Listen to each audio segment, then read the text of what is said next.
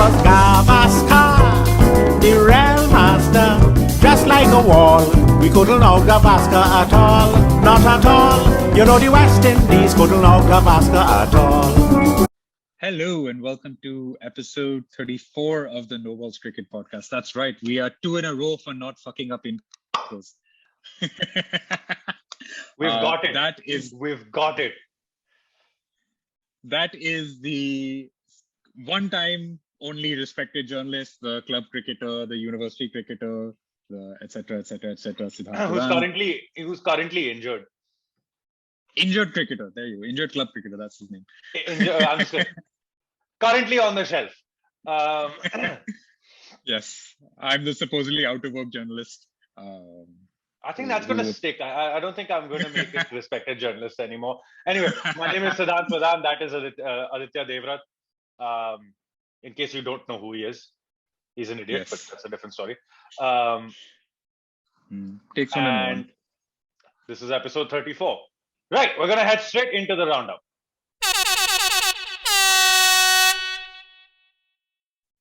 Yes. So last time around, we had just ended with the Women's Ashes Test match that had ended with a thrilling draw. The ODI series also went the way of, or not also, but went the way of Australia. Australia actually went the entire whole series in T20s, Test match, ODIs, all included, without losing a single game. That also because 2 of the T20s were rained out. But yes, so they went undefeated, retained the Ashes. I guess that's just the summary of England and Australia men's or women's cricket in recent times. I mean, both bowling attacks basically destroyed the English batting, other than in the Test match, which is ironic. Yes. So that was the England-Australia Women's Ashes. On another note for women's cricket, India were playing against New Zealand today. They ended up losing the only T20I of that series. They sort of stumbled to 130 for 8 in response to New Zealand's 155. Yeah. That's been slightly controversial because of some of the selections. Jemima Rodriguez didn't get picked basically, so which everyone has been up in arms about. And isn't going to be in the World Cup squad. But I think otherwise in the roundup, we're halfway through, or 2 ODIs through the India men's series against the West Indies. So basically that series India won. You can just say that. Yeah, to no one's surprise, India are 2-0 up. To no one's surprise. And I think my 2-1 prediction is not looking good because I can't see West Indies winning a game. They had the easiest chance of winning a game today. They literally were only chasing 236 or whatever it was, and just blew it. Well, I mean, that's not new. But you have to eat some words about Mr. I may have to eat my words. What did I call him? An upgrade on Venkatesh Prasad? I'm not even sure if you called him an upgrade on Venkatesh Prasad or if you just said he's like a modern day Venkatesh Prasad. But anyway, we will maybe when we do our India West Indies roundup, you can sort of do a full blown apology to him. Yeah, I must. He was fantastic today. Picked up 4 for 12. Basically destroyed the West, and that too in 8 overs. Basically destroyed the West Indian batting. They also lost the first ODI after India managed to chase down 176, I believe. Yeah, it was a small chase, for which the only real talking point was that Virat Kohli came in, hit a 4, hit another 4, then got out, and everyone was like, "Oh my God, is there something seriously wrong with him now? What is this innings?" I mean, I think there's too much emphasis on Kohli. I think everyone needs to just chill. People need to chill. Yes. Yeah, people need to chill. Yeah.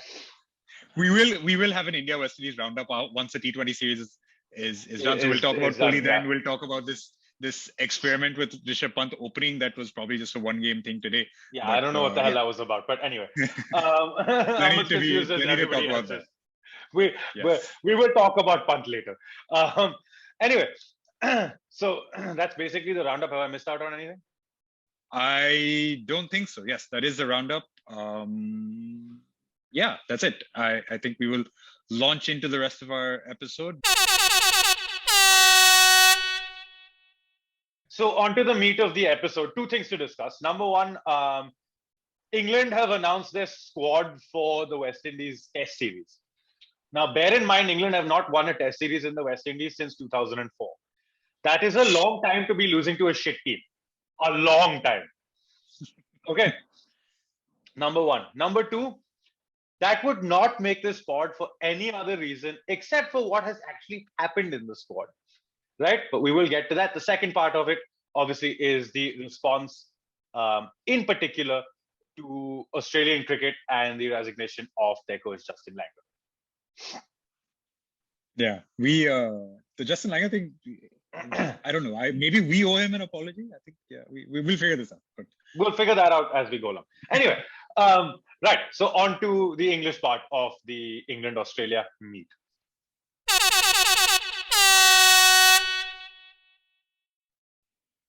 Or is it a meet cute? Can I call it that?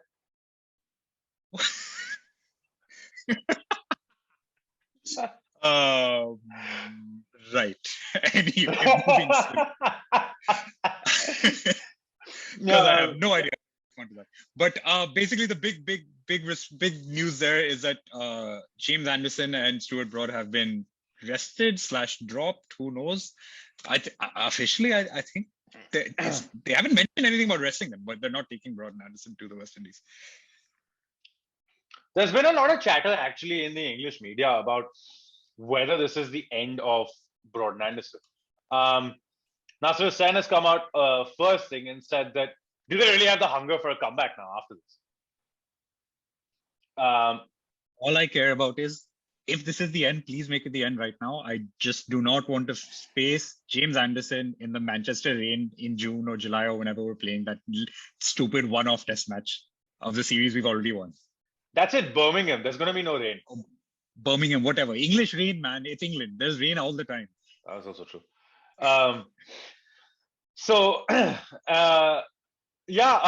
Some interesting selections actually.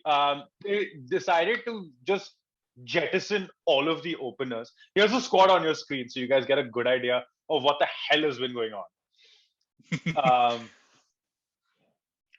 I'm just going to pull it up as well so that we have a proper sort of look through so we can refer to it. Some big notes there is that David Milan has been dropped,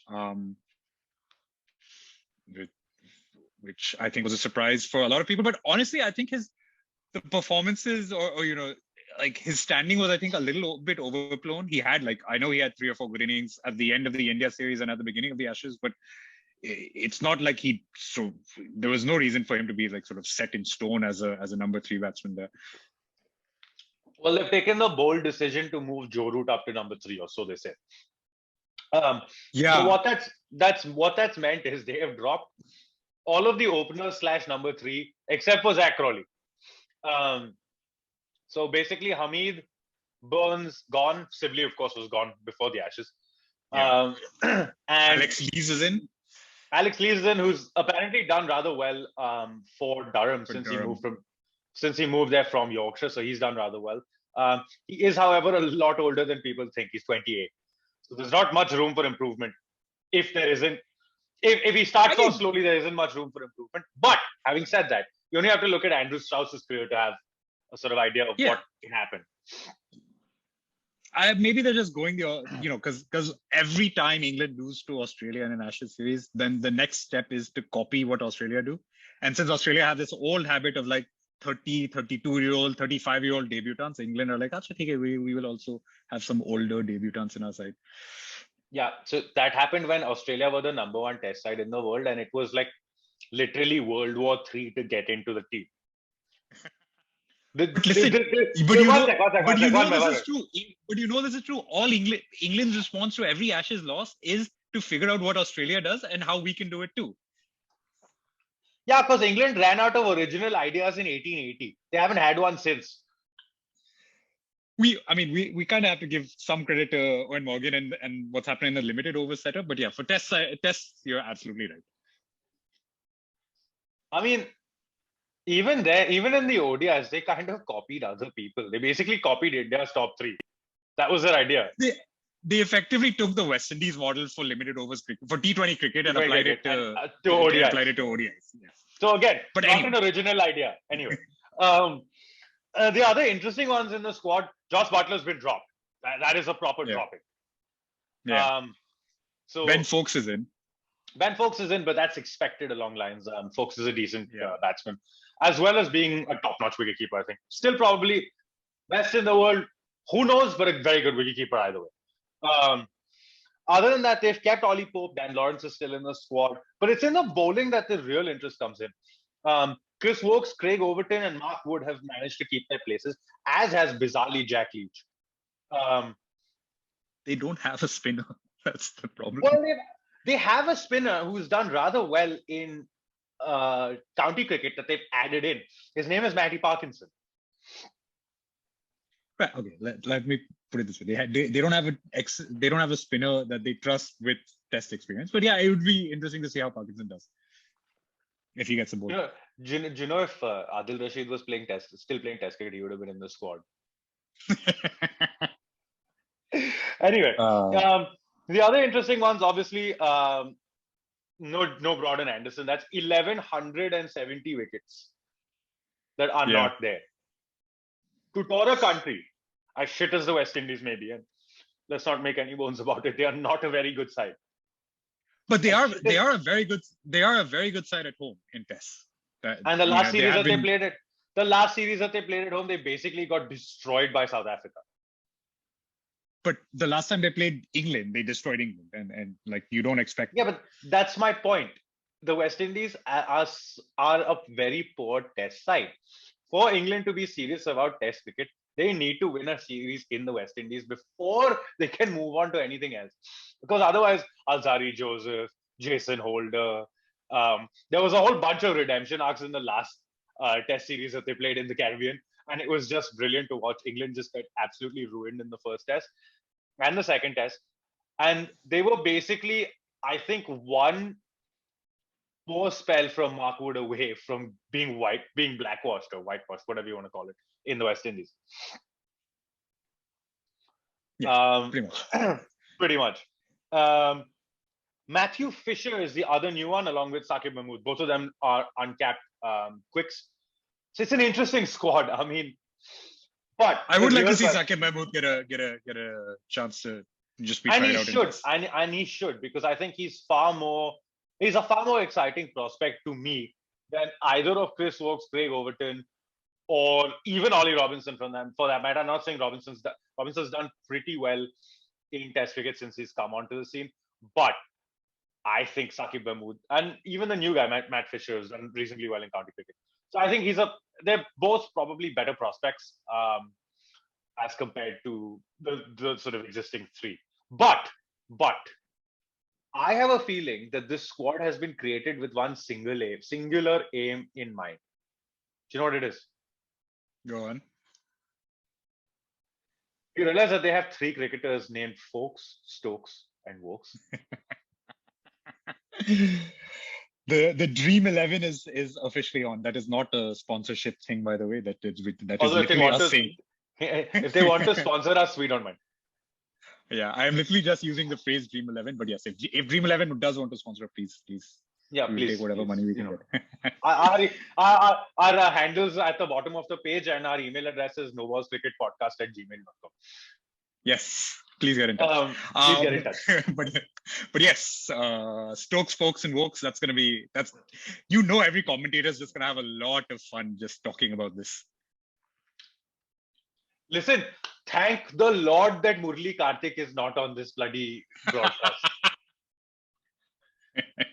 Yeah, but can you just I'm sure Ian Bishop is gonna love saying this at some point in time.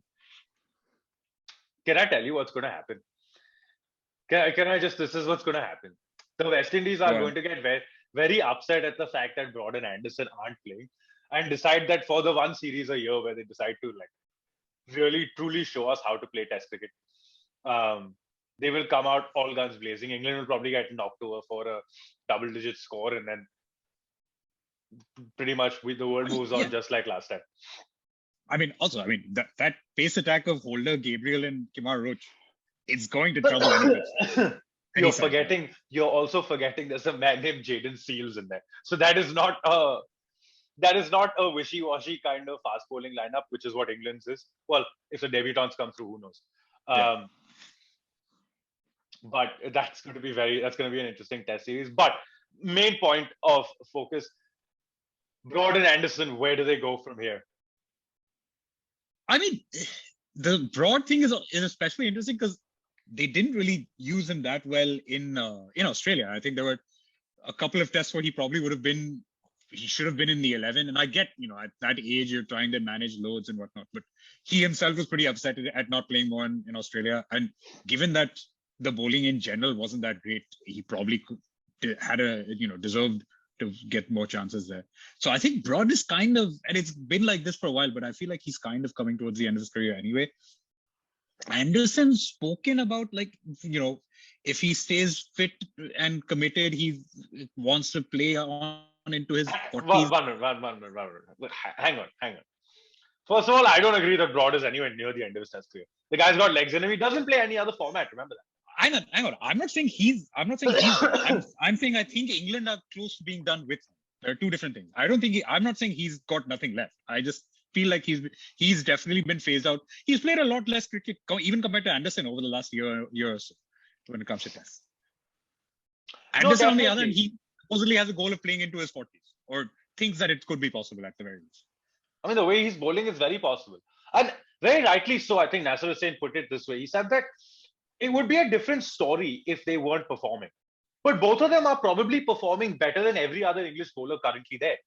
And to be honest, you go back to Broad's comment at the end of the Ashes. What the hell can the bowlers do if you have 150 on the board? Yeah, absolutely. So, no one's really gotten into it, but there's been a lot of sort of sniping and sort of like this undercurrent of tension and comments going on between Joe Root and the bowlers, because like Joe Root has said something about, the bowlers have missed their lengths or whatever, and then the bowlers have come back and said, well, dude, what do you expect? You guys have only put 150 on the board. We're not going to be able to defend that. That no one really picked up on that because they were just shit overall, that some of these things flew under the radar. Yeah, I mean, just the shambles that the England test team is in at the moment. Yeah. But I will say this: Andrew Strauss has had two big restructures in his career. He took over when the whole Kevin Pietersen, Peter Moore's fiasco happened. Took over as captain. Him and Andy Flower basically built the best test team in the world for a good large number of years. And it all started. Let me go back. It all started by losing in the West Indies. He rolled over. Jerome Taylor, Jamaica, England getting bowled out for 53. If you guys haven't seen highlights of that one inning, please do. It's just 53. I feel like it was like 47 or 49 or something. But anyway, it was 50. It was 53. super low score. Yeah, it was 53. Anyway, point being, it started with them losing that Test series against a very okay West Indies team. But they went from there to becoming the world's best Test team. And the second restructuring that Andrew Strauss did was when he, in his first go around as whatever chief executive or director or whatever the fuck you want to call him. I don't know, man. What do they call him? What is the official title? I think it is managing director at the moment. Oh, is it managing? I thought it was director of cricket. Anyway, semantics aside, the first time he went around in that merry-go-round, he basically revamped England's white ball team. So he's clearly done it before. Yeah, and that came right after they had that embarrassing 2015 World Cup where they didn't get out of the group stages, and then of course the results are there. They instantly, and also one thing to remember, one of the biggest things he did at that time was drop Broad and Anderson from the limited over squads. So that's very true. That is very true. And later they won a World Cup. So that's an interesting one. Finishing notes on this little bit of our this chunk of the meat. The Joe Root thing is interesting. Yes, I did. The Joe Root thing is interesting because I remember I joked to you, it's like, oh man, can you imagine? Someone has just gone to Joe Root and said, "Hey Joe, you've had one of the greatest years in our cricketing history, batting at number 4. But guess what? We're going to put you back to number 3." That it seemed like it, but it turns out, at least according to what Andrew Strauss has said, that Joe Root came to them and said that the best thing for the England side is if I bat at number 3. he's struggled there. I mean, in general, it's been every England number 3 has struggled, and it's not been the greatest period for Test batting high up in the order anyway. But apparently, this is a responsibility he's wanted to take, and that's an interesting one. Right. So that is how we end this chunk of the meat. Now we go to Beyond Meat. Give me you give me a hook and I'm on it. So in the Beyond Meat segment, Beyond Meat, if you want to sponsor us, Ajo, you're also welcome. Justin Langer being sacked not sacked, resigning from as coach of Australia. Yeah.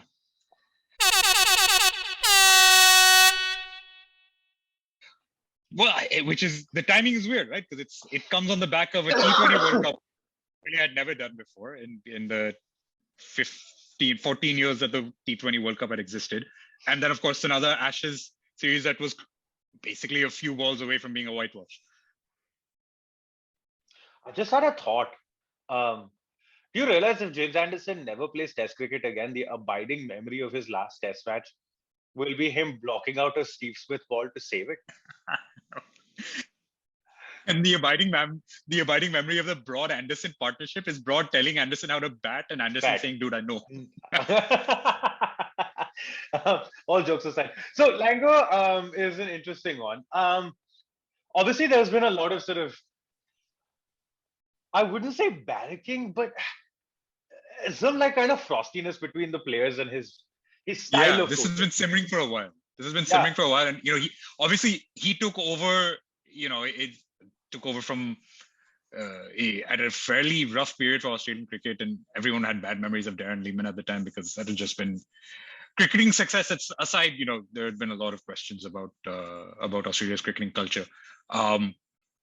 And it had been, like, I think for a year or so, probably even longer, there'd been a lot of talks about how the Australia side, the players weren't really happy with Langer's, way of coaching, and that's kind of finally boiled over. In fact, it did boil over even earlier, and effectively Langer had to adjust and be told that, dude, chill out, and that's why he stayed on for an extra few months. But look, what it's done is it's instilled an amazing work ethic amongst these Australian players, and you can see it. There have been some serious results. I mean, you look at any of the fast bowlers, not saying they weren't good fast bowlers before, but Pat Cummins has just gone to another level. Stark's improved in Test cricket. Josh Hazelwood. You look at Scott Boland coming in, admittedly, against a pretty shit England team. But you look at the improvements made by Jai Richardson as well. And you think back to, they've won a World T20. I mean, Matthew Wade as a cricketer has no right to be anywhere near. And there he is winning them a World T20 semi-final. Yeah. In other news, he's also listed his IPL base price at 2 crores, and everyone's just laughing. Don't worry, Virat Kohli loves Australians. He's coming to RCB. Don't worry. Anyway, wait, Kohli's not captain of RCB anymore. But listen, he's not officially captain, but you think he's not going to be an influential person in option strategy and whatnot? Come on. Who the fuck knows? Anyway, but honestly, I don't know what to make of this whole situation. I'm a little confused by it, because here on the one side, I'm seeing a sort of high-performing coach do really well, and Langer's got a track record of doing really well. Wherever he's coached, Western Australia, with the Australian national team as well, Perth Scorchers as well. So you look at it and you think, is something has to be drastically wrong for a coach to decide that I'm resigning? Yeah, it's interesting because a lot of people have been talking about, how he has like a fairly intense style of coaching, and that can wear down on people, and we've seen that across sports. Like you and I especially seeing that in football. We know how some intense managers can just effectively burn a team out, even if they do a really good job. But Pat Cummins' statement says, intensity was not the issue. We loved Justin Langer's intensity. There's also been the whole back and forth in the media. I think Australia, the former players in Australia probably just have too much access to being getting to air their views, like Mitchell Johnson just completely slating Pat Cummins for God knows what reason. So all of that shit has happened. Yeah, it's weird. It's really hard to understand what the tension is between the two camps, if you want to call them. Excuse me. I really don't know what to make of this situation. Anyway, the point now goes to well, Cummins' whole statement again was, I must say, first of all, kudos to him. He makes the perfect statesman Australian captain. After the I loved his statement. I loved his statement. It was a really, like, he hit all the notes and responded to everyone he had to, while doing it in a very dignified manner without, like, sniping and getting ugly. Yeah, absolutely. It was done in the most perfect sort of mellow tone, but at a point, it was firm, but not too firm. Yeah, exactly. And he gets his point across where it's like, it's not the intensity, it's maybe the shellacking you're getting from former players in parts of the media. Obviously, then there's the whole equation between Justin Langer, the players, and Cricket Australia, who, let's be honest, did not cover themselves in glory the last time they appointed a cricket captain. So I don't think I'm not sure when the last time Cricket Australia has covered itself in glory, but it's been a while. They did. I'll tell you when. Elite dishonesty. When Tim Paine didn't cover himself? Achha. Yeah. elite dishonesty. Right. The other sense I've gotten, and I've just caught a few sort of like shimmers of this from the just journalist. I won't say journalist community, but like just a few of the people I read.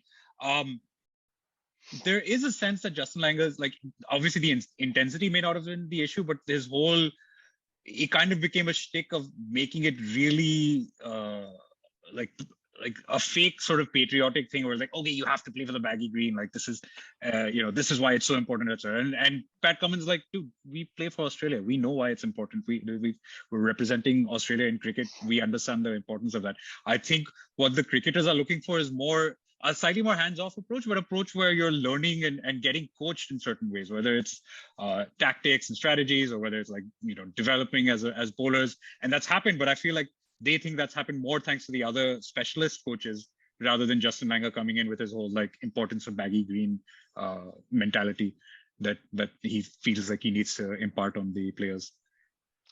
The other thing is, this comes just a few weeks prior to their first tour of Pakistan in 24 years. The last time they toured Pakistan was in 1998. The last thing that any Australian did of note was Mark Taylor hitting a triple century in Pakistan. So it's been that. I mean, some people who are watching this podcast will ask me, who the fuck is Mark Taylor? They won't even remember him. So it comes at a very odd time in Australian cricket. Remember, they have two subcontinental tours lined up. Coming up. And it should be a very interesting time. Pakistan obviously is going to be a pretty stiff test. They're very good. They're a very decent test side. And in those conditions, God knows what you're going to get. Really, Pakistan is. Even I can't predict what conditions you're going to get. Pakistan's a wild card because you'll get some dust bowl. You'll also get Shaheen Shah really steaming in on some on a really green quick top pitches. or something. Don't know what's going to happen. So that's going to be really interesting. They have obviously announced. Anyway, that we'll cover that in a separate episode before the test series begins, because both those squads have been announced. And I don't know. It's just a weird merry-go-round now. Who's going to be the next coach of Australia? What's really going to happen? Well, at least with England, you have some sort of clarity as to who the next coach is going to be. In terms of they're probably going to promote someone from within. With Australia, God knows what's going to happen. I think they might just continue with who they have as the interim coach. Was it Tim McDonald? I think. Andrew McDonald. Sorry, Andrew McDonald. Yeah, and I think he's just I think the players like him, and he probably just continues. Yeah, that could be an interesting. Well, who knows? It's a very weird situation. The one good thing though with Australia is they don't really have to worry about performance too much because they are performing at a decent level. Yeah, they are. I believe officially now they're the number one ranked side in Test cricket. All thanks to a few home tests, but yeah. But anyway, right. That is our beyond meat segment of our very meaty episode. Now it's time for dessert. Guess what dessert is? Our awards. Anyone? It's my favorite segment of the show. Anyone? Yes. No? I thought you said you don't want to do the build-up anymore. Well, I had to do it for this one. It's dessert. Fair. It is Snowball's Cricket Awards.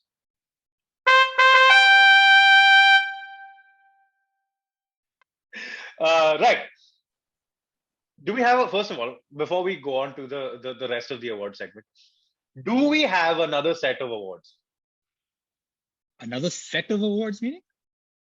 An actual no ball. Oh, an actual no ball wicket. Not that I recall from any of these matches we talked about. None in the India-West Indies, I know that. None that we have seen.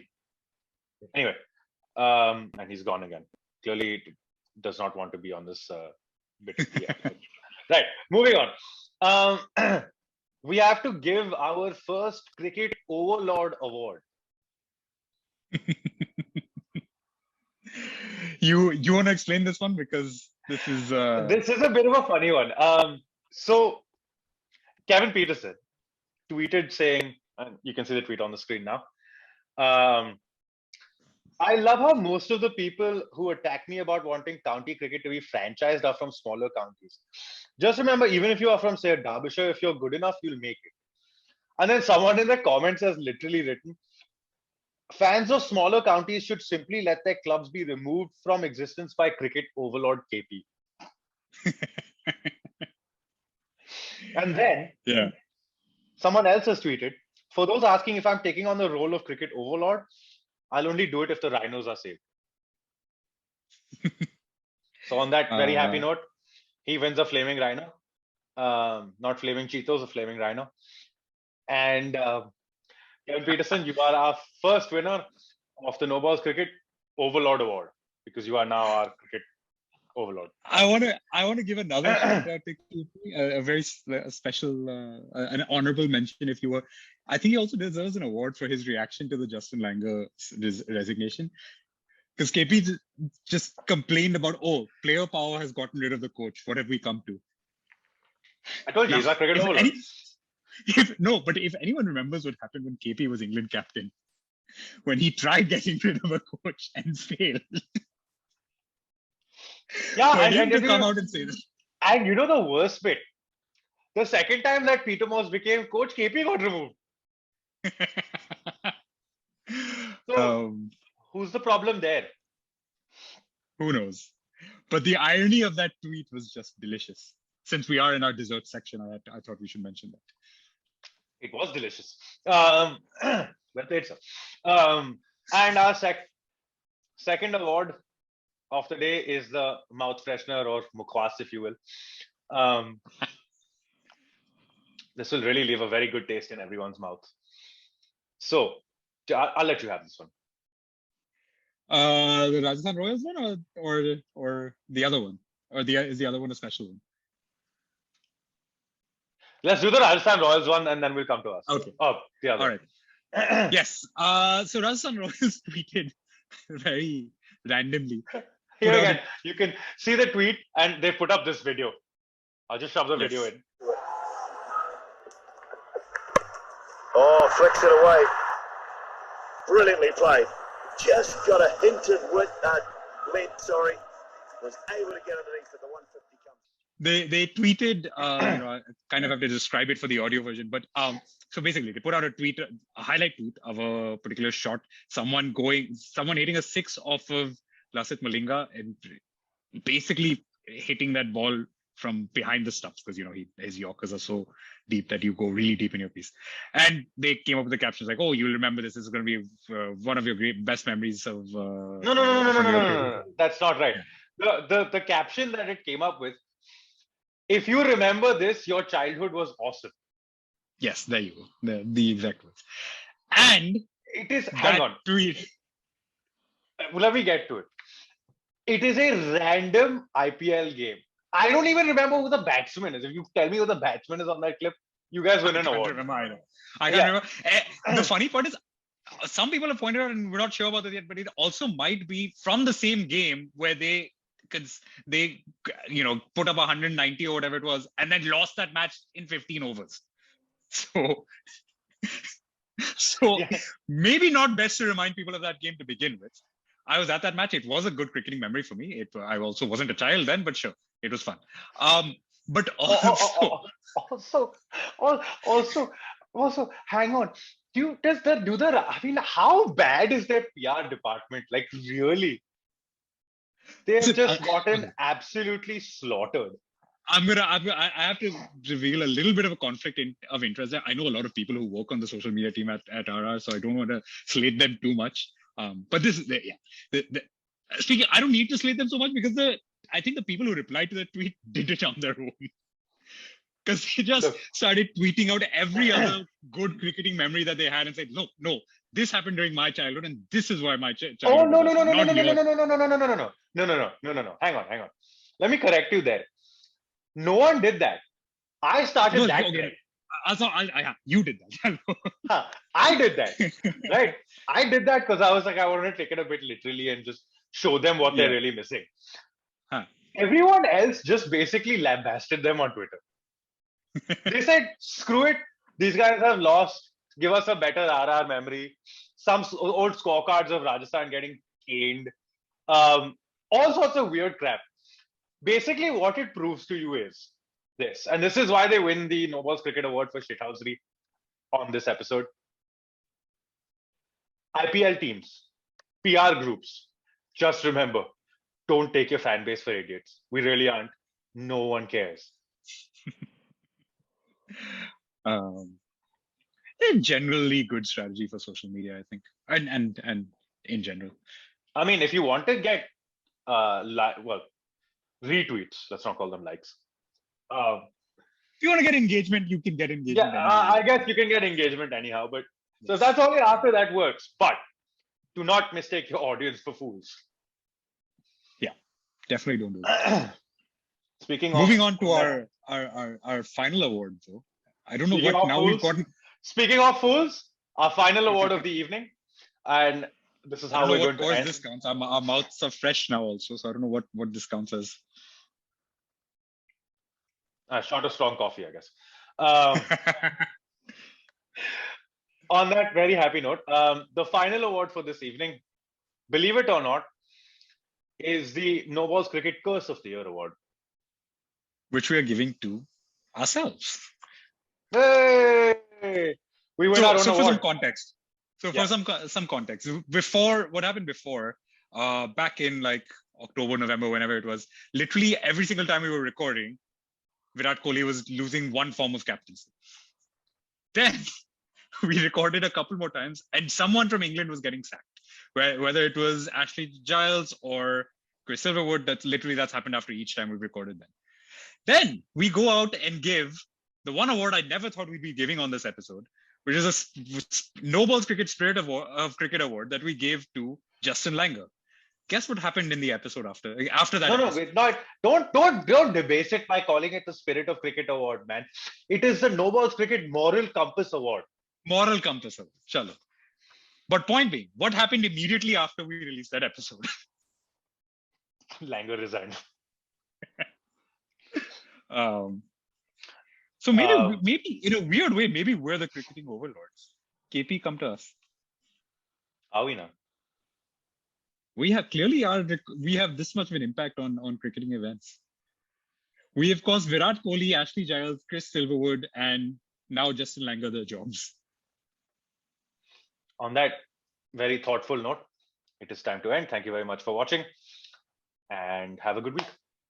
Yes, hope you enjoy listening, and we will see you next time. If you're watching on YouTube, please remember to like, share, and subscribe, and hit the bell icon to remain notified of all our upcoming videos. And if you're listening to us on any of these audio platforms, we're available on Anchor, Spotify, Apple Podcasts, Podcast Addict, and Pocket Casts as well.